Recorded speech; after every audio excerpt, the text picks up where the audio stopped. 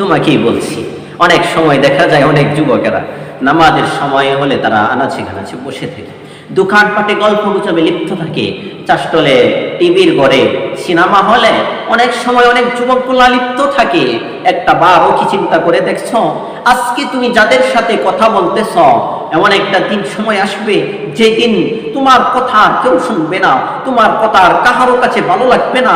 তুমি বলতে চাবে, কেউ শুনতে চাবে না। তুমি বলবে বসতে, কেউ তোমার কাছে বসবে না। তুমি বলবে চল ঘুরে আসি, বলবে তোমার সাথে ঘোরা যাবে না।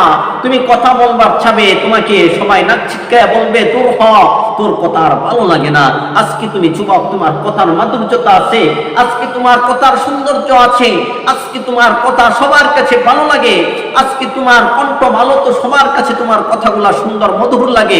এমন একটা দিন সময় আসবে, অপেক্ষা করো, যে দিন তোমার কথাগুলা আর কাহারো কাছে ভালো লাগবে না, কেউ তোমার কথাগুলা আর শুনতে চাবে না, কেউ তোমাকে আর কাছে বেরতে দিবে না।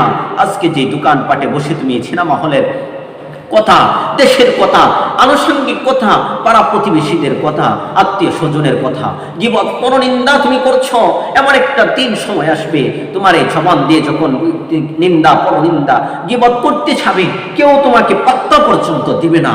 সময়ের অপেক্ষা করো। সুতরাং আজও সময় আছে, এখনো নিজেকে সংশোধন করে নাও। এই যুবক, আমি তোমাকেই বলছি, এখনো নিজেকে সংশোধন করে নাও।